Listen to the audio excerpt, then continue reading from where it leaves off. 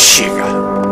Bexiga! Bexiga! É o bairro conhecido como o bairro teatral. E aqui era o espaço da cultura, dos artistas, da gastronomia. Então os atores estavam lá e o público ia comer, vamos lá ver os atores. Tinha atores da televisão, atores do teatro, todo mundo se encontrava ali. Ao lado do TBC existia o Nick Bar, que também era famoso, porque era frequentado pelas pessoas do teatro. O Gigeto, que fez 70 anos recentemente. Tem ali na 13 de Maio, tem a Basilicata, mas tem aqui a mais antiga de São Paulo, na 14 de julho, a padaria italiana 14 de julho. Aqui na Santo Amaro, descendo para Japurá, tem a rua do Bexiga, assim, B-I-X-I-G-A. Aquilo que acontecia no teatro, da gente brigar e se unir quando mexiam, o Bexiga é a mesma coisa. Eu acho que as vizinhas brigavam entre si, mas faziam as pazes logo em seguida. Filharada, criança. Brincando às 8h30, 9 horas na rua, de bicicleta, jogando futebol no meio da rua, em alguns trechos. Então, a Bela Vista é notável, né? Ela tem esse espírito. Por mais que a cidade tenha avançado, né? O avanço, o progresso tenha ido para lá, a Bela Vista continua com alma de Bela Vista, né? Todas as pessoas do teatro, do TBC, do Teatro Oficina, né, do Teatro Guto Escobar, que chegou um pouco depois, as pessoas se deram conta de que havia uma pensão e uma italiana, que era a Dona Inês, a minha mãe, que fazia uma comida excepcional. Então, de repente, o teatro brasileiro passou a comer na pensão da minha mãe. Os atores desciam a pé do Teatro Guto Escobar, depois do espetáculo, pela rua 13 de Maio, Santo Antônio, e entrando pelas cantinas, o restaurante, todo mundo convivia naquele miolo. Eu acho que o Bexiga foi realmente um centro muito importante, um centro cultural e um centro de resistência política. Eu acho que a coisa que germinava no teatro, do ponto de vista de resistência à ditadura, de resistência à Revolução de 64, depois ao AI-5, que foi uma violência total, tudo isso acontecia muito nos limites do Bexiga. A vista do Bexiga é a gente da rua, é o umbigo de São Paulo, é o lugar onde tradicionalmente está destinado a ser o ponto de encontro de todos os guetos, pobres, ricos, tudo.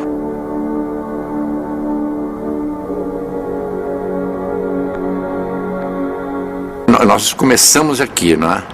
E depois foram vários. Aí, isso era uma época quem inaugurou foi Cacilda Becker, aliás, que quebrou uma garrafa de champanhe aqui nesse local, e no que ela quebrou essa garrafa de champanhe numa pedra fundamental, tinha uma estátua de São Jorge caiu, quebrou, e foi maravilhoso, porque o cavalo se libertou do santo guerreiro, e a gente começou a nossa história.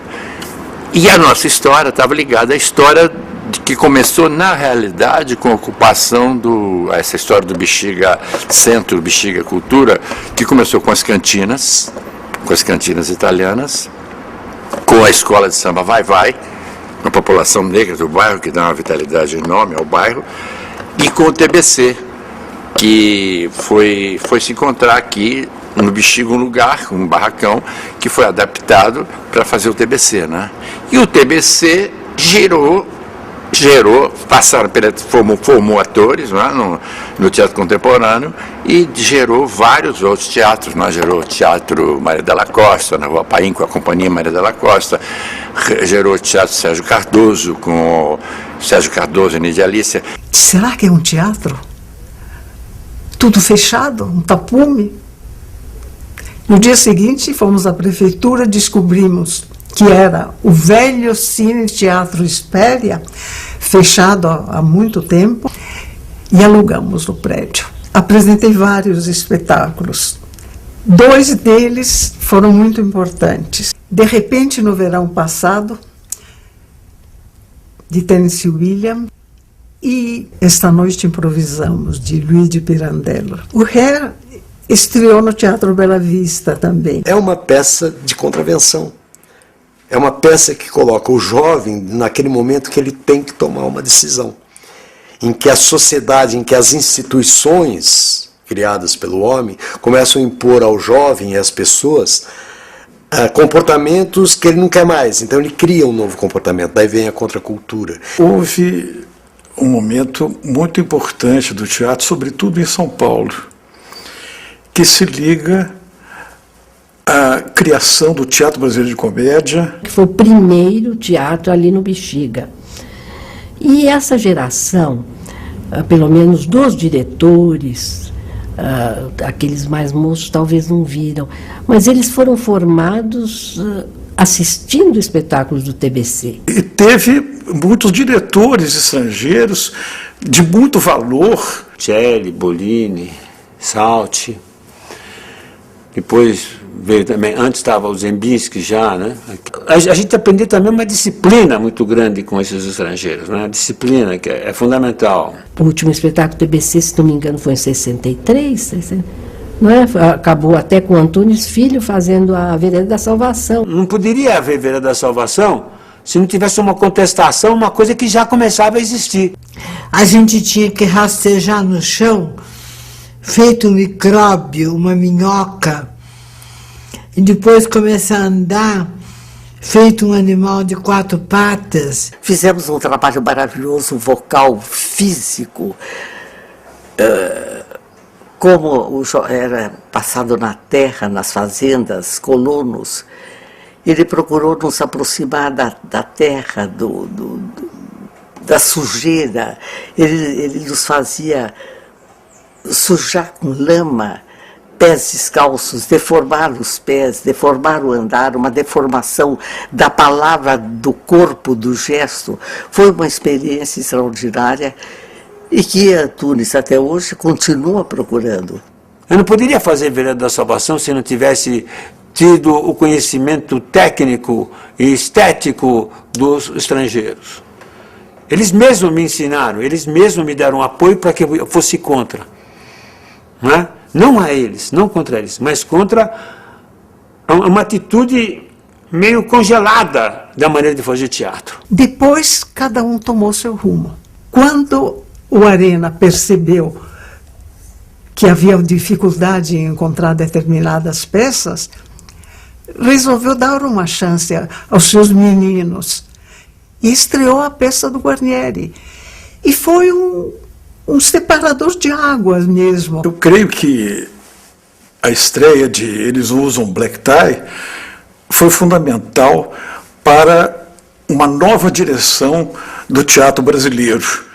Nós vínhamos de preocupações diversas, mas sempre com relação às classes privilegiadas. E Eles Não Usam Black Tie mudou essa perspectiva, levando realmente o povo a figurar em cena. Era uma peça que propunha problemas novos, principalmente focava problemas sociais, discussões sociais, políticas, e a gente estava profundamente engajado nas discussões da época, na polêmica da época, que era, por exemplo, a reforma agrária, que era o direito de greve. As dificuldades da família, o afeto do homem simples, da pessoa sem recursos e, sobretudo, o problema relacionado à política, à participação social do operário, o problema do Partido Comunista, o partido das greves, o problema das reivindicações. Um povo que não ama e não preserva suas formas de expressão mais autênticas jamais será um povo livre. Plínio, chegando em São Paulo, vindo de Santos, passa a viver no Teatro de Arena e em torno do Teatro de Arena. Dois Perdidos numa Noite Suja, ao contrário do conto do Moravia, que eram dois marginais, ali são duas pessoas que o Plínio gostava de chamar de marginalizadas, que moram numa pensão, num quarto de pensão. E um deles tem um pisante novo, um sapato novo. A peça toda gira em torno da relação desses dois personagens, dos sonhos que eles têm de melhorar de vida, de arrumar um emprego, de arrumar uma profissão, de arrumar... E o embate entre eles que é provocado pelo tal sapato. De repente era uma dramaturgia de situação. Ele pega dois seres humanos e tranca quase numa espécie de huis clos, num quarto de pensão, e esses dois seres humanos começam a se dilacerar. Se desenvolvia também aqui no Arena o trabalho do Boal, que desenvolveu o sistema Coringa e que produziu o musical Arena conta Zumbi. Quer dizer, está dando ênfase a uma figura extremamente popular, que é Zumbi. Havia uma liberdade de jogo. Não é? Era um verdadeiro jogo, quer dizer, o ator não ficava apenas ligado a uma personagem, mas podia desdobrar-se em outra, o que de um lado era econômico e de outro dava uma visão mais ampla ao próprio desempenho. Flávio Império nasceu em Bexiga. E uma coisa muito importante é que o Flávio Império era filho de um ourives. Ele pegava materiais usuais e dali ele transformava. Chegando no Arena para o Zumbi, ele vestiu praticamente os atores e, como cenografia, poucos elementos, e o mais importante seria um tapete vermelho. O vermelho expressa martírio, expressa a luta, expressa uma vitória também. Aconteceu uma coisa muito engraçada e o Bexiga foi propício para isso. A gente não pode esquecer que o Bexiga é um bairro temperamental. Eu quase que poderia dizer que isso era a mesma família, como se o TBC fosse a mãe e tinha 2 filhos, Arena e Oficina. Bom de Chamar Desejo foi uma direção de Boal maravilhosa. Foi uma produção nossa. Nós, os atores da Oficina, faziam papéis pequenos. O Renato Borg fazia o jovem, o Ronaldo Daniel, que depois virou o Ron Daniels, fazia o médico que vinha buscar. A Célia Helena, sim, era do nosso elenco, ela fazia Estela. O Mauro Mendonça fazia o Stanley Kowalski. A Maria Fernanda era absolutamente maravilhosa, fazendo Blanche de Bois, maravilhosa, maravilhosa. Além da motivação econômica, da gente trazer um sucesso da Broadway com uma estrela, Maria Fernanda, fazendo o espetáculo, havia também a coisa de que veja hoje, porque amanhã vai ser diferente, porque nós tínhamos a certeza de que nós não íamos ficar nunca parecidos, porque a gente estava sempre na busca de alguma coisa nova na escritura cênica. Era uma versão do Flávio Império muito bonita, que ele usava muita verticalidade desse teatro. Eram 2 plateias, ele já usava a verticalidade, então tinha a casa da vizinha, era lá em cima, tinha aquela escada, uma escada como aquela, uma escada que tem aqui, aquela escada que ele chama Estela, e ela vem descendo. Aqui era o banheirinho dela, que saía fumaça. Quer dizer, era um cenário que usava a altura toda, né? Era muito bonito, com 2 plateias. Um chão muito bonito de madeira. Era uma versão linda, linda de Bom de Chamar Desejo. O arquiteto do Teatro Maria de la Costa, que eu quero falar, foi o Niemeyer, com o Lúcio Costa, né? Então foi assim, um teatro projetado para teatro. Em 1964, a Maria de la Costa e o Sandro Polônio resolveram fazer Depois da Queda. Depois da Queda é 1964, 65, e ele vem logo depois da Revolução de Abril. Havia uma feroz ditadura no teatro brasileiro. O Teatro de Arena tinha sido, inclusive, fechado. O cenário foi projetado pelo Flávio Império, né? Um cenário moderno que, quando eu mostrei a foto para o Arthur Miller em Nova York, ele ficou encantado. Ele disse, poxa vida, é uma coisa... Porque ele estava flutuando praticamente no ar, né? E não se via, era uma coisa tão leve, tão linda, né? E a direção do Flávio Rangel, no palco era a própria Marilyn Monroe. Jovem, 28 anos, aquelas roupas, usava muitas perucas.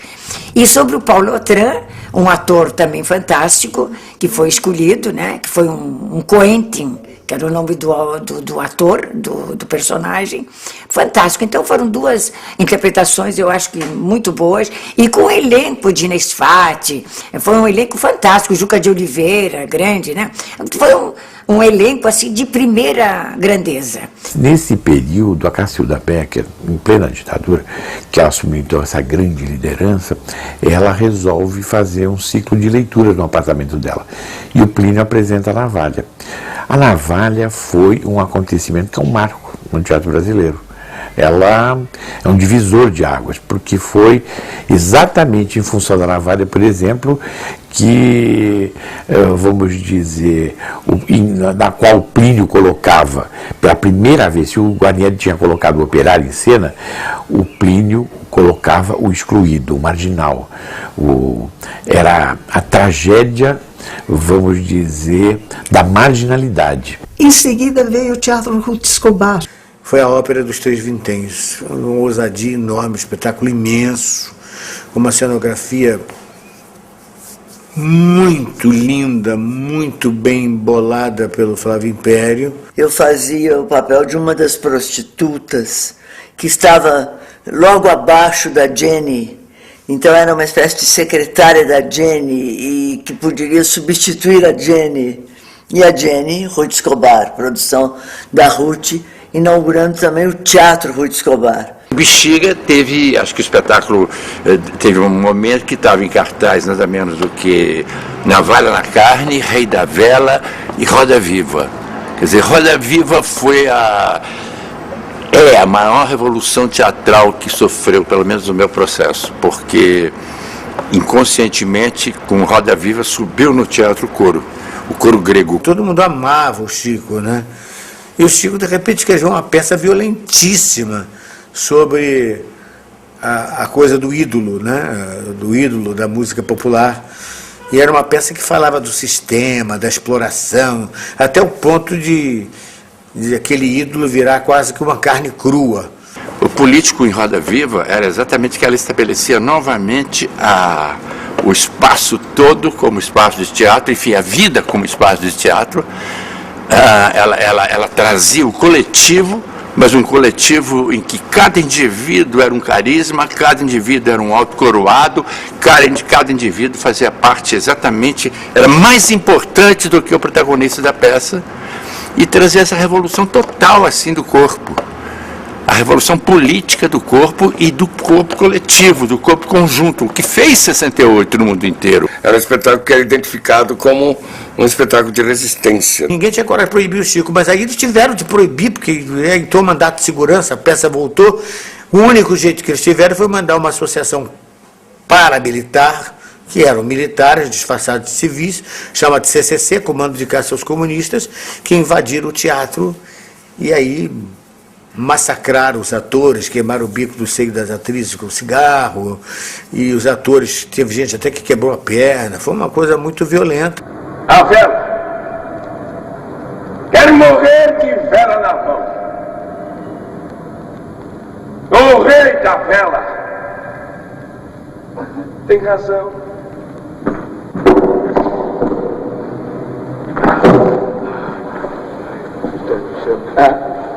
E o Rei da Vela veio numa época de turbulência, de insatisfação pela leitura que era feita do Brasil até então.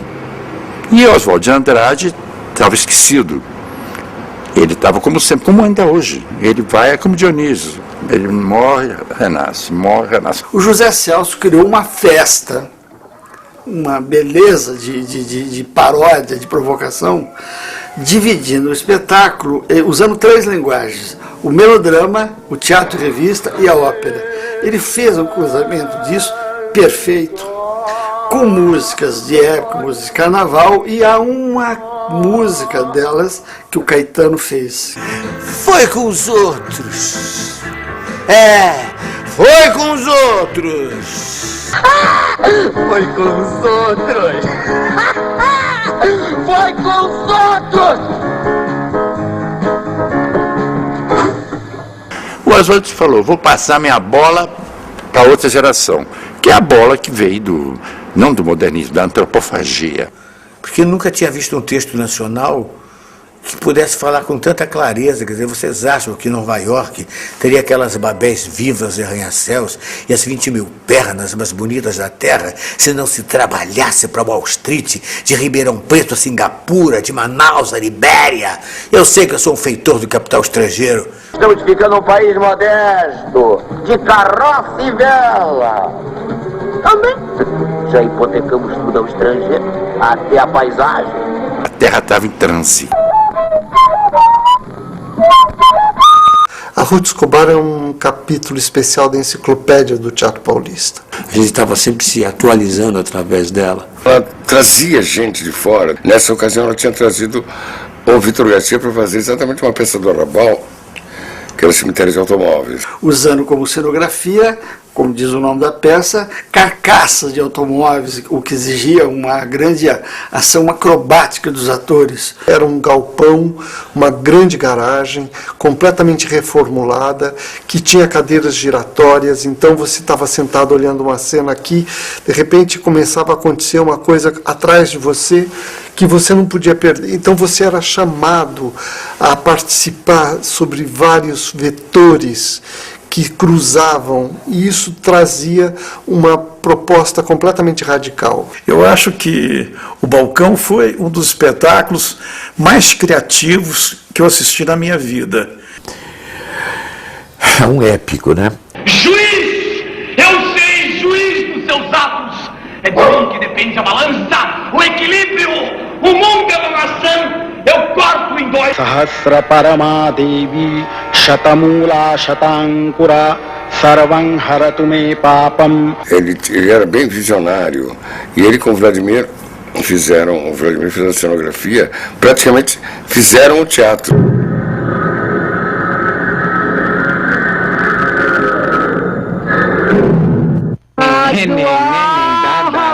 Tão bonitinho, tão lindinho. Que gracinha quando lhe tiram a fralda. Você está me perguntando, Carmen? Eu estou lhe perguntando se eu já fui representado. Eu me lembro que eu assisti essa peça, me deu medo, porque o teatro estava em espiral e você tinha que, para assistir, ficar em diversos lances. E a Ruth vinha com um elevador de baixo lá para cima.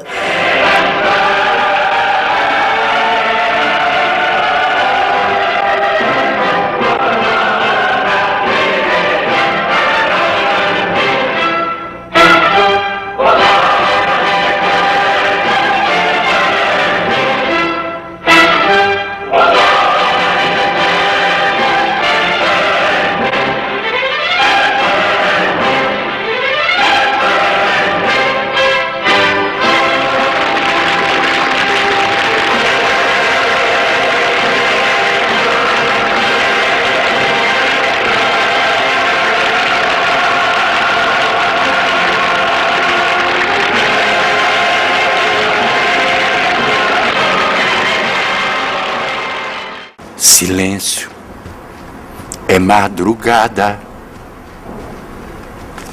Morro do Bexiga, a raça dorme em paz. Mas cá embaixo, os colegas de maloca, quando começa a sambar não para mais. Silêncio, Valdir, vai buscar o tambor. Laerte, traz o agogô. Que o samba no Bexiga chegou, que o samba no Bexiga. Silêncio, é madrugada. No morro do Bexiga a raça dorme em paz. Mas cá embaixo, os colegas de maloca, quando começa a sambar não para mais. Valdir, vai buscar o tambor. Laerte, traz o agogô. Que o samba no Bexiga chegou, que o samba no Bexiga. Silêncio.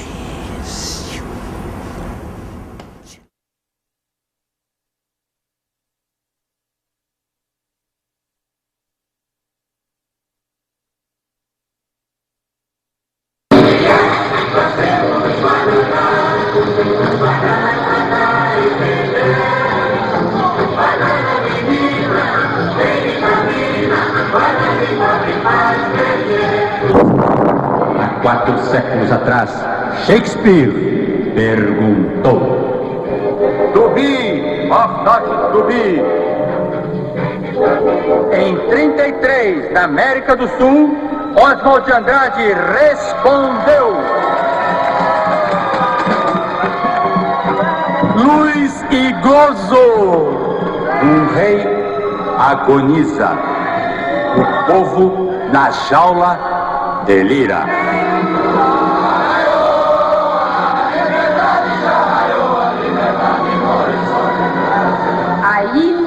a família resiste.